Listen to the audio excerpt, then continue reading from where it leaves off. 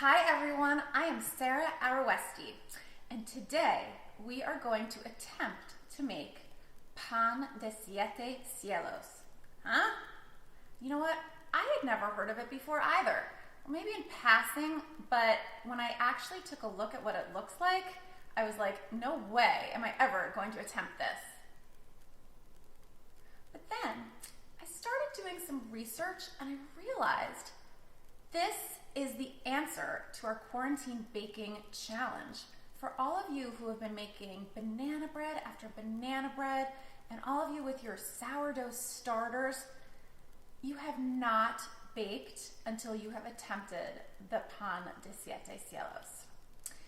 And after I really dug deep, I realized this is the bread we've been waiting for. It has meaning, it's delicious, and it's super fun to make. Okay, so let's try it. So what is Pan de Siete Cielos? So back in the day, when Jews lived in Spain, we're talking over 500 years ago, they were kind of jealous of their Christian counterparts who would make Easter bread. Now, Easter bread looks kind of freaky, but also kind of delicious. So Jews, as they wandered the streets during Easter, would smell the delicious smells of Easter bread. And they were like, hey, we want to get in on that action. So they developed their own Easter bread, but for Shavuot, called Pan de Siete Cielos.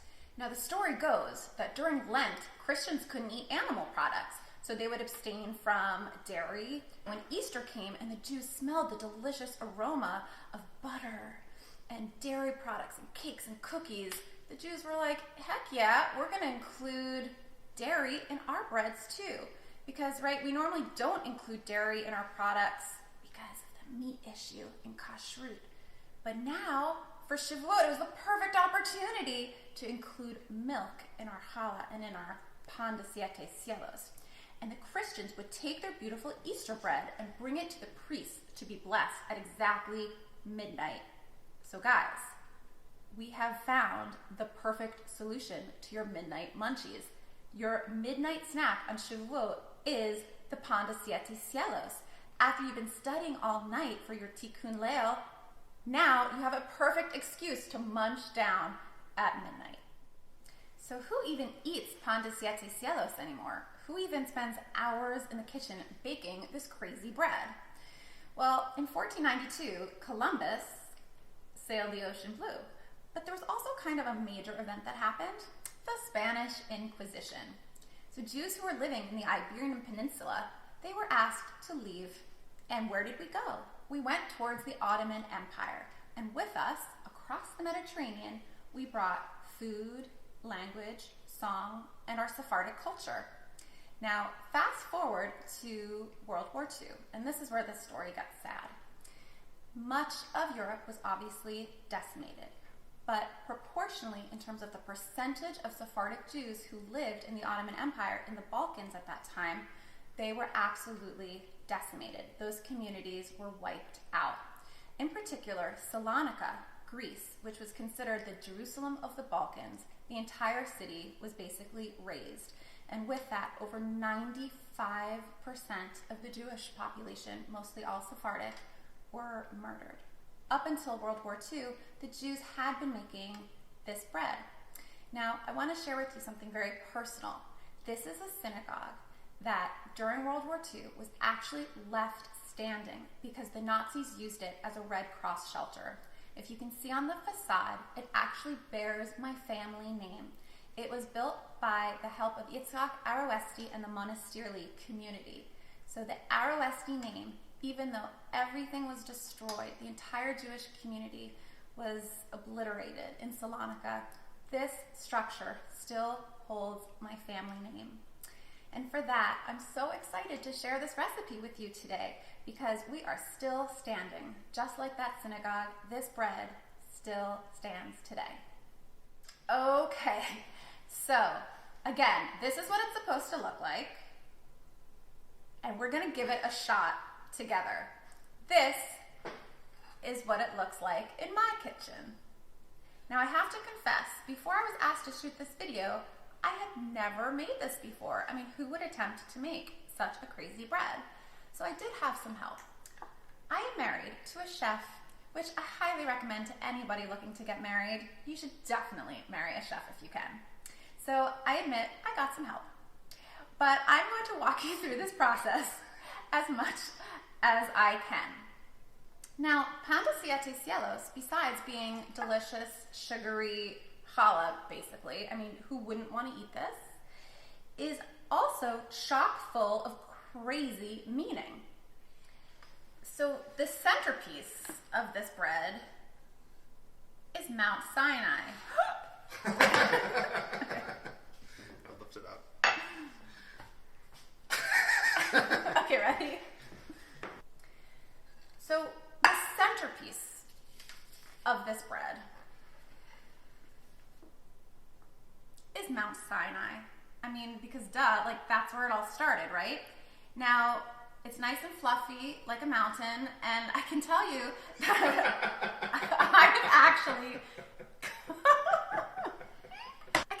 I've actually climbed Mount Sinai, and this isn't really what it looks like. But the center is nice and round, which is kind of easy probably for most people because it's sort of just like making a round challah. But here is where it gets interesting. You then have the 7 ropes around Mount Sinai. That's the siete in the Pan de Siete Cielos. Now, what does 7 represent? 7 is kind of a big deal in Judaism. So, God created the world in 7 days. There are 7 weeks between Passover and Shavuot. But most importantly, there are 7 levels of heaven, basically, before you reach the very top. So it's kind of a Kabbalistic notion that there are 7 worlds you pass through before you reach the ultimate stage on your way to death. But this is actually a joyous bread, and we celebrate how beautiful it is to climb through those worlds and to reach the ultimate stage. So that's why we have our 7 ropes that ring our Mount Sinai. Now, this is the fun part. It's like tapping into your inner 5-year-old playing with Play-Doh and making the craziest folk art that you want that's actually Jewish. Now, on this beautiful final product, you can see the most important ornament, because we're going to decorate this with all the meaningful ornaments we can, is Jacob's ladder. Can you see how beautiful that ladder is with its 7 rungs? Again, 7. Now, what is Jacob's ladder? So in Genesis, Jacob fell asleep and had this beautiful dream of climbing up this ladder to God. And there were angels that were going up and down and up and down. And so this ladder represents unifying, connecting earth with the heavens, Jacob with God. So that's going to be really fun to eat later. Okay, on to the main ornaments. So we've got our Mount Sinai, our 7 ropes of heaven, our Jacob's ladder. But then you get to create all these other delicious ornaments. You could try to fit in as many as you can. Traditionally, I think there are like 4 or 5, but we kind of went crazy over here. So first, I'm going to show you the Torah Scroll. Can you see that? Okay, the Torah Scroll. Here are some other ornaments, and this is uncooked dough, which is a little bit easier to handle. I want to show you what it looks like.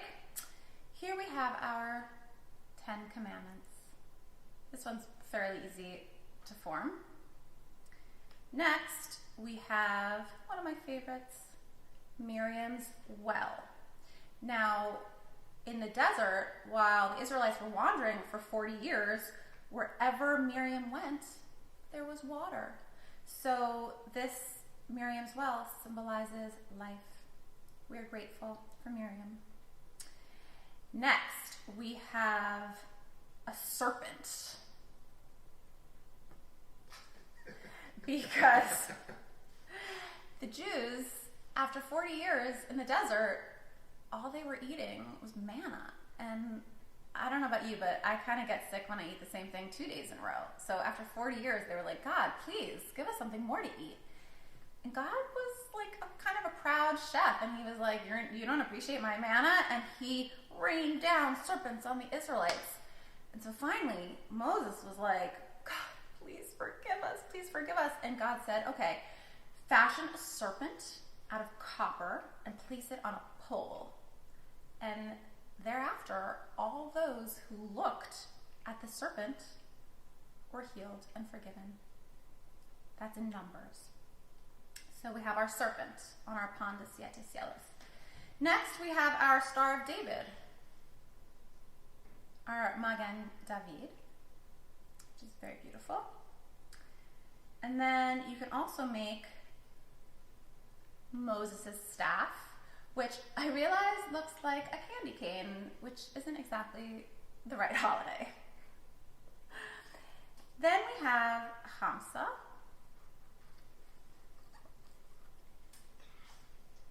which has 5 fingers and represents the 5 books of Moses. It also protects us against the evil eye. So I definitely want to put this on my bread. Then we have a bird. This bird represents peace. In the story of Noah, when a dove was released and signified the end of the flood. And last but not least on our plate, we've got a very complicated fish. Yours does not need to be so complicated. Oh, and there we go. The fish represents fertility and good luck. And clearly, we're not going to have good luck with this. Okay, so now I showed you the elements, but I have not taught you how to actually put it all together. So for that, I'm going to invite the real master behind this masterpiece. No, just be chill, casual. I am. I just walked in the frame. Okay. Oh, let's do that again. No, you're not. You were just like. Well, it's going to be a cut. And then, I know, but then you're just going to be in the frame. That's fine. Just be normal. Just be normal.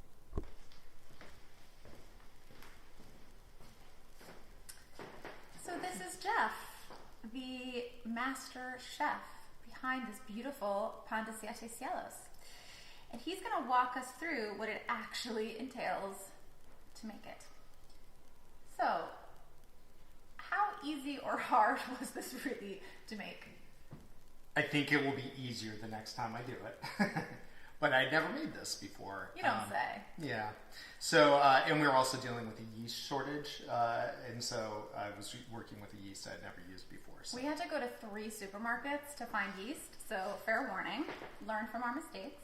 But in the end, I ended up using an instant yeast, which actually probably made it the quickest version. And I think the one that turned out the best.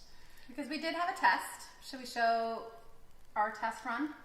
Yeah, you mean like my failed kindergarten experiment? Mm-hmm. There you go. Yeah, this is the first one. Burned bottoms. Burning bush. The symbols were kind of like not well made, and like the rungs of the ladder were flying up to the heavens. That's a nice scorching. So we tried again. But anyways, the way I did this is with the instant yeast, you take your instant yeast, mix it with your dry ingredients, then you have your wet ingredients, you form it, and then it activates while it's rising, so to actually cut down on the time for that yeast. That totally went over my head. So once you have your dough, once it rises and activates, mm-hmm. right, you got a glob of dough, then what? Well, you cut off 1/4 of that dough, put it to the side. That's going to be the dough that you're going to make your symbols. All right. That means that we have 3/4 left. And what I did with that 3/4 is I cut that in half, mm-hmm. equal amounts. And with one, I made a round braided hollow form for the Mount Sinai. And then the other one I chopped up in 7 chunks with slightly different volumes. Lengths. Lengths, yeah. Or like, yeah. So the outer rings had more material to stretch around. Surface area. And you didn't use a roller, you just used your hands? Just use my hands. Mm-hmm. Although I did use a roller for the, I found that with the cymbals, when you roll it out, and you can just work with it a little bit better. Got it. I would also do a warm rise as opposed to a cold rise, just because I felt like it was easier to work with the dough. So one thing about the Mount Sinai, I've seen some beautiful things online where people, I think, were doing cold rises, and they had these beautiful formed domes for Mount Sinai. I didn't want to even try that, so what I went to was a tried and true round challah forming, which is basically you take, instead of 3 braids, you have 4, and you make kind of like this overlapping hashtag symbol, and then you just kind of fold over and tuck under, and it makes this really beautiful round challah as the Mount Sinai. It does look beautiful. You might be wondering, why is this so shiny? And if you've never made bread before, that's an egg wash. So you just kind of beat up an egg, add a little bit of water to it, and you can brush it on. And so I put... Is that before you put the ornaments? This was brushed with it. Now on the first one I tried it without the ornaments. I mean without the wash on the ornaments. And I think so much went wrong with that thing, that one, that you could do it so it would just stand out more. But in this one, I think it worked all right where I did an egg wash on the ornaments. You can still see them pretty clearly. They are beautiful. And you can do that. But the thing about the egg wash is you're going to be putting this dough, your Pan de Siete Cielos, in the 350 degree Fahrenheit oven for 15 minutes. And then after that, you take it out quickly, give it a second egg wash.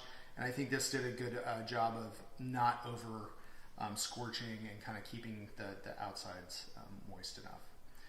Do you have anything to tell us about the ornaments? I mean, these are the traditional ones, but, right, you could make anything. Like, if there's something in your family that's symbolic, you could put anything on here. And we, I think, probably made too many. I think the traditional, like I said, was like 4 or 5. Yeah. We kind of went nuts. But this is what it would look like with the ornaments before the egg wash, before it's put in the oven, correct? Yeah. You do that, put the ornaments on, egg wash, and then do a second egg wash. And then all together, from start to finish, this probably took how long? With the instant yeast, I think we're looking at maybe 3-ish hours or so. That's a lot of time, but I was time is what we have right now. When it was like raising and everything, I was able to do some cleaning.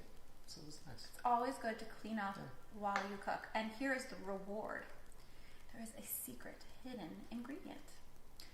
Chef Jeff, would you like to tell us what this ingredient is? Well, I was never one for licorice liqueurs until I met Sarah, and this is arak or ouzo, and but you use a little bit of it, and it gives us wonderful like just depth in the flavor of the cake, and it's delicious. Gives a well, this is the traditional Sephardic drink, raki in Greece. Oh, sorry, ouzo in Greece, raki in Turkey, arak also. And it is so beloved. We actually have our own Sephardic drinking song, La vida do por el raki. I live my life for raki. La vida do por el raki. So for that, we're not going to pour it in. It's actually baked in the dough. And we are going to treat ourselves to a celebratory drink for having completed his masterpiece and stayed sane while doing so. With kids behaving pretty well while we're doing this in quarantine. So, l'chaim. L'chaim. Now, before we go, it is said that the Torah is sweet for those who make it their nourishment. So this is the one time you can actually eat the Torah, because you're not really supposed to eat the Torah. We don't recommend that. But on the Pan de Siete Cielos, that delicious piece of Torah is like begging to be eaten. Shall we? So this is so beautiful. I don't want to mess it up. Let's do the sample one. Okay.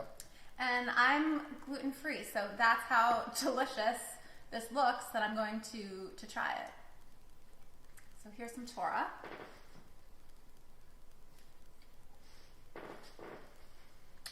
That's actually remarkably delicious and sweet.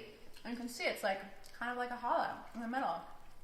And it's got a really nice yeastiness to it, a little sweeter than challah. And I actually really like it with the shot of the rock. So you guys, you did it. I already drank mine. We did it. We made the Pan de Siete Cielos. This was a beautiful, fun challenge. And now we challenge you. So if you attempt to make this, please give a shout out and let us know how it turns out, because we're always open for new recipes and ideas. And in the meantime, enjoy Chag Sameach. And Sephardic customs are super, super fun, especially when they involve arak and sweet doughy bread, and we should all enjoy. So, l'chaim, and thank you.